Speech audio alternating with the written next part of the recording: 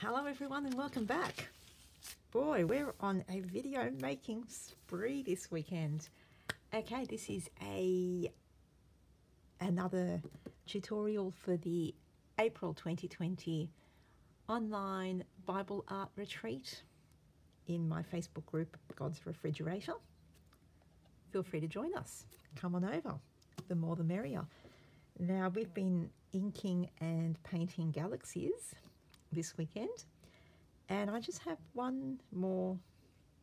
I think this is the last one. Who knows? But I have one more little project. When is a galaxy not a galaxy? This is a color scheme that I've used in the past a couple of times, and I really like it. I'm using the same techniques as the galaxies that we inked in the previous video. And I know a couple of the girls have already tried them, and wow, the results that I have seen. Oh my goodness. I'll just step aside, take the stage, Lydia and Jennifer, because you don't need me here. You're just, yeah, yours is just, your galaxies are amazing. So anyway, here we go. I am going to be creating a background to start with for Psalm 91. And the teaching Bible here, I was warned. So I was warned this particular version kind of, let's see how to say it properly, tries to fight the sexism of Bible language by going, well, the opposite direction and being so politically correct. You know, they will, those who love me, they, them, they, them, because we're too scared to say he. So I'm going to take it the other way around, way in the opposite direction, and the part that I'm really interested in here, which we're going to highlight, because she loves me, says the Lord, I will rescue her. I will protect her, for she acknowledges my name. There's a lot behind there, but yeah, some of you will know what I'm talking about. So first of all, I have actually clear gessoed the page. Won't bother boring you with that, you know. Get the clear gesso, paint it on, let it dry. Just to make my page a little bit thicker, and because lesson was learnt. Ta-da! The back of the other galaxies. This particular Bible, which is really thin, almost vellum pages, the ink does go through. So clear gessoed, thicken my pages, given it a little bit of protection. Now what I often do, even though the ink that I'm using is transparent enough that I will see the words through it, I want to really highlight a little part of this. So I'm going to mask it off with some washi tape. Excuse me while I go off screen. Just stick it to my pants first and take it off again, just so it's not so sticky that it then tears the page when I take it off. So I'm just going to cover the little bit that I want to highlight. Off to do the put it on my clothing trick again. There we go. Not too worried about straight edges or anything like that, because I'm not going for a box look, just a little masked area. So those words are now protected and will get no ink on them. And what I'll do is get my two ink pads. I'm using iced spruce and worn lipstick. These are both in the oxide. Don't have to be oxide. You could go with the regular distress. Could go with any inks you have, but you have these two colors that you think go amazingly well. Oops, I forgot one little thing. Excuse me.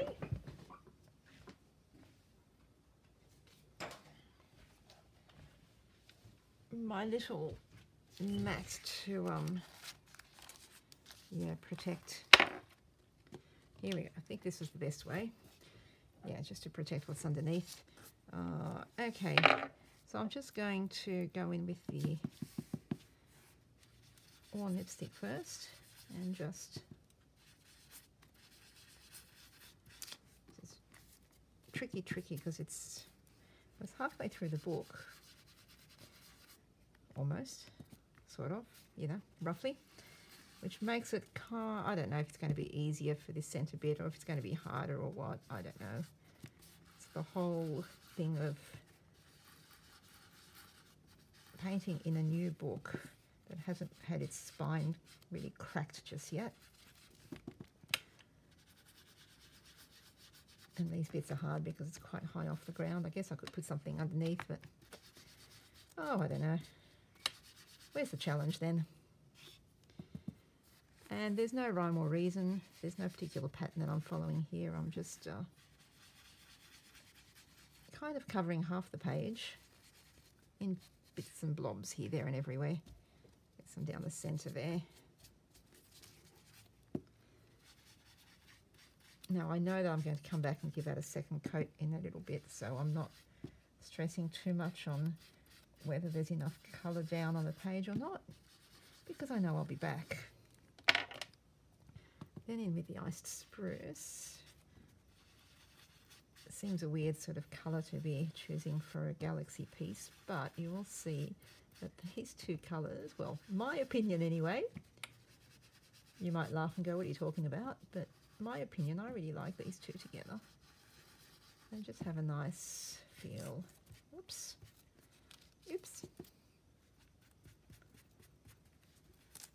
Again, if I did that, it might help.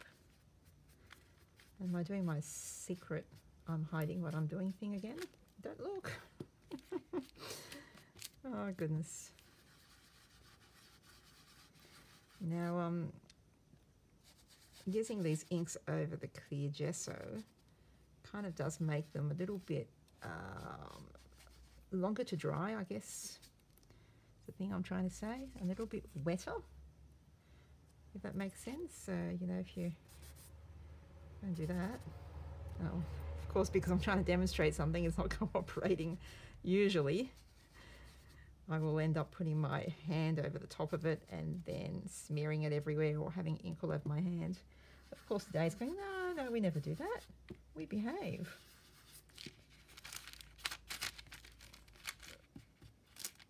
So I'm just going to turn that sideways as we go. Might make it a little bit easier to get this little, just trying to be aware of the fact that there's a camera up there, and if I put my hands in the wrong place, you won't see what I'm doing, which kind of defeats the purpose of the whole video. So I'm sorry if I am obscuring anything.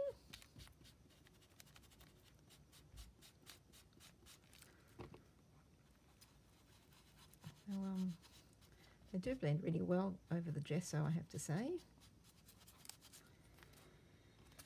Now, I'll see, there you go, all of my fingers, proving my point. I always have something on standby to clean up the mess. I'm just going to pretend you don't see that. Trying to get into this in the middle bit. As always, don't stress too much. It all does come together in the end.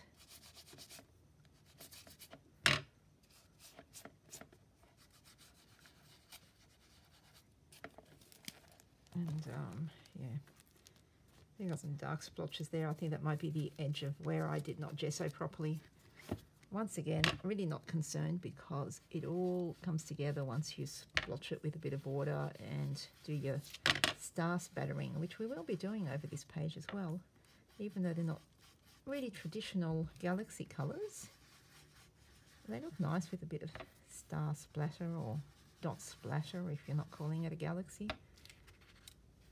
I'm just giving that a second layer because the first one ended up more on my fingers than on the page.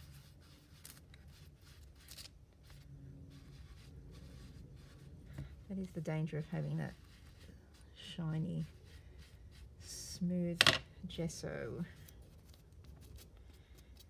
surface, but that's okay. So I'll come back with a bit more pink.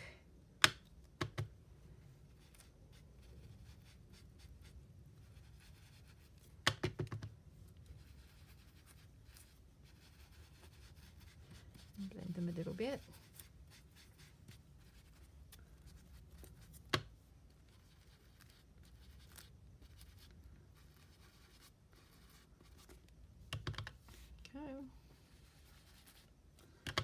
got this little washi tape bit to put my fingers on because I know it's safe there. I won't take any ink off.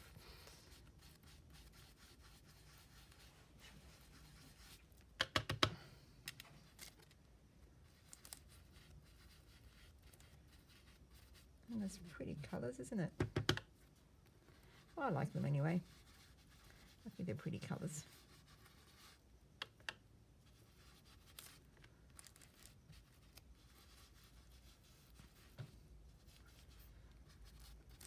So that's what I'm doing here. I'm just going to get rid of the fingerprints there.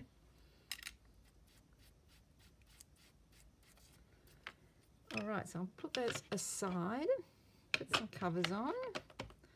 Otherwise, I'm bound to walk away and leave them uncovered all night.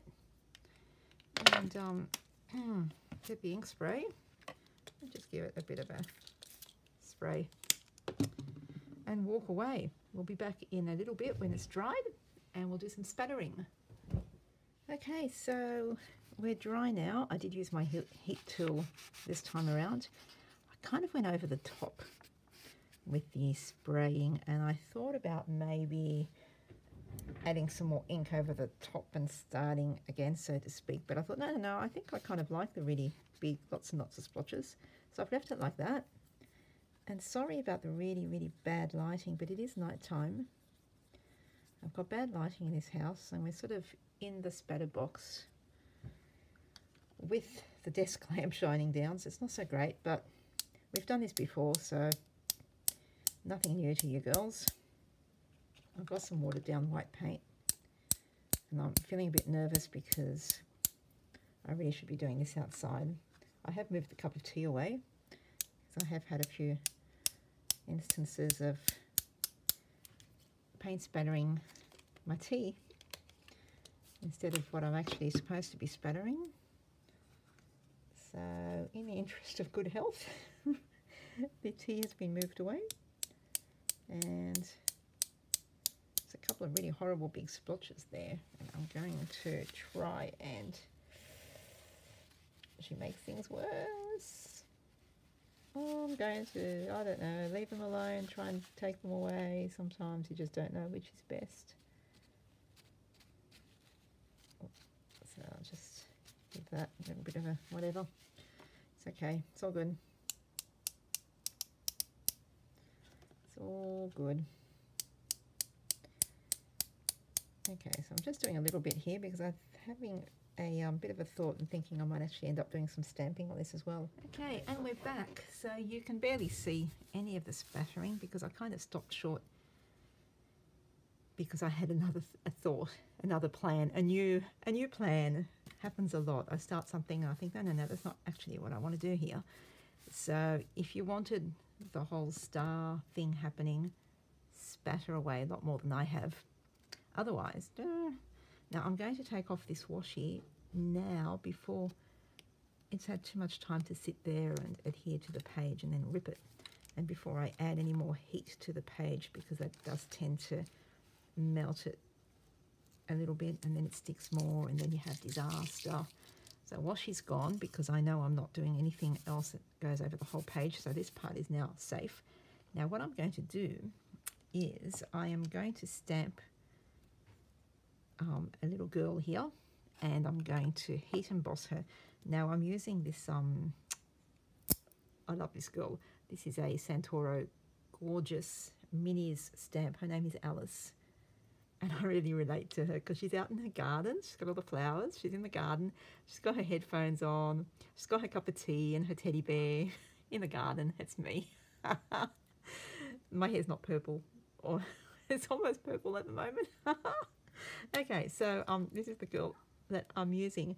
Now, because I'm heat embossing and I know that static is not my friend and bad things will happen, I'm just going to rub down the page with this anti-static pouch just to try and minimize the powder going everywhere except where I want it.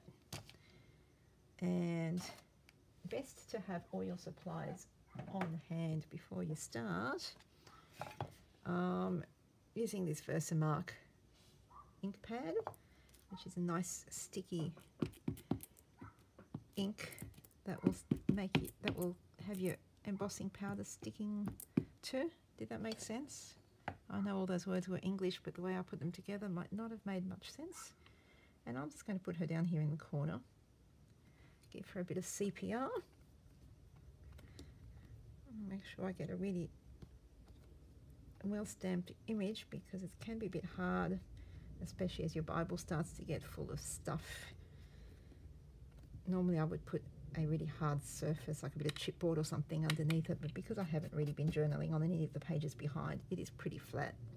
So she should be okay. Take her off. You can't see her because she's invisible at the moment, invisible ink. I'm just going to pop this piece of paper underneath and get my white embossing powder.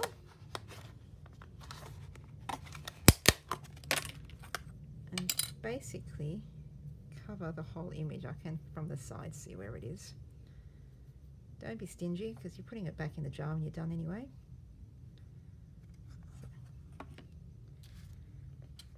Because I'm paranoid. I go, pat, stick it down as if it's not sticking already. Oh dear, I'm showing all my neuroses in these videos.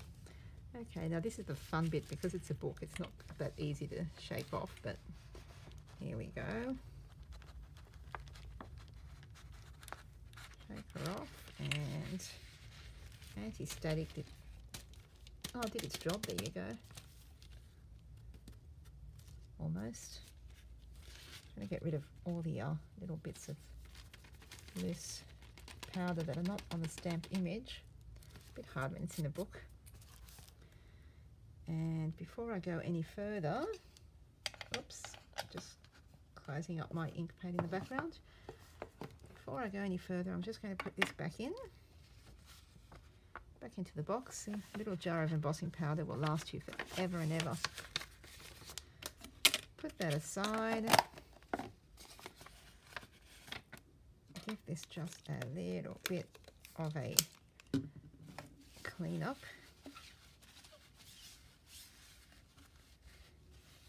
Almost as bad as glitter. It will go everywhere. Okay, and here's our girl. Oh, there's bits of loose powder there, but I won't worry too much. And use our heat gun just to set her. And not the powder. Sorry, noise is coming.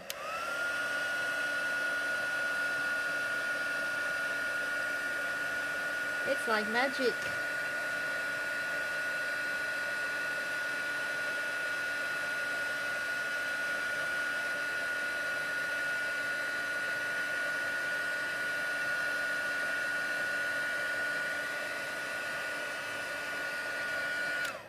There she is. And if I had planned this a little bit better, she would not have a big white splotch on her face. But that's okay. We don't mind. Okie doke. Now what I'm going to do is pause this so I can clean this stamp. Okay, so clean that stamp. Clean up the craft space a little bit because there was stuff everywhere. I'm trying very hard to be a neater crafter. Because I tend to just dump things and then the piles grow. It's a bit scary. Okay, so I'm going to just write my verse, and I don't know. I was thinking of writing it in white, but I don't think white's going to stand out very well. So I am debating between black and purple. I have these Uniball gel pens, which are marvelous because they will write over paint and other things without clogging up and dying forever. As I have, I've killed many a pen by writing over acrylic paint with them. So I think I'm going to go with the purple, and if it ends up too dark, well, too bad. I'll have to just live with it. Once again, I'm your guinea pig. Is purple too dark for this background? We'll find out. Here we go.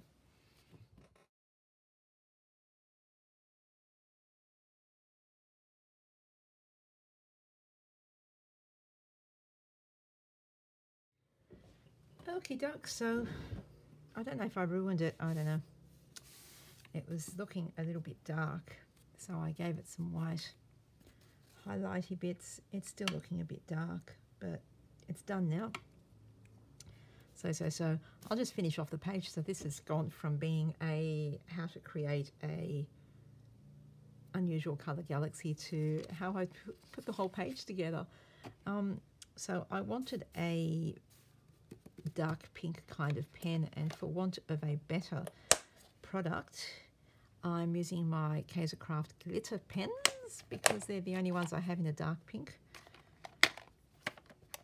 So just going to highlight the verse, and yeah, scribbling, that's what I do. And then I'm just oops, pretend we didn't see that. I'm just going to maybe if I was a bit smarter, just do some rough scribbly lines around the border of the page, because it's what I do.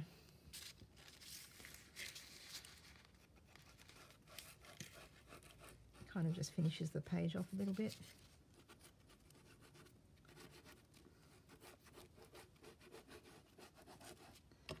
And I might put a little bit of white in there as well.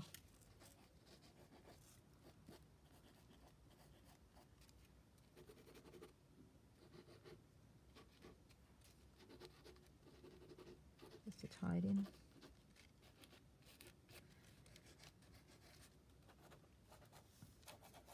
And then we call it done. You could add a little bit more. Put some stickers in there. Katie? I know what all my girls like. Katie will get the stickers out and put some lovely little stickers around her page. Yeah, there's a bit of space for some secret journaling. And obviously, if you are a do not cover my words girl, you would not be doing this. You could write the verse out on a card or paper, put it in as a tip-in. You could write the verse out around the borders, or just highlight it. You don't have to write it at all. Just, yeah, writing it is what I like to do at the moment. It's my current thing, which changes every now and then. And that's what I meant to do. Quick. With the gesso, you don't get so much of the ink coming through. I know there's some splodgy there. That's just where I did not gesso all the way to the edge of the page, I think, so it's come through. But, you know, protects it so much more. Okay, and I know it looks really wrinkly, and if this is the first time that you're inking a page, you probably go, oh no, my page is wrinkly, and kind of panic. I know I did the first time I did this, but over time, with your Bible closed, the weight of it will flatten the page, and it will flatten out really nicely. I won't close it now because that glitter pen stays wet for a while, but yeah, this is my Psalm 91 page. Unusual galaxy colours. Hope you give it a try. Thanks, and see you later. Bye.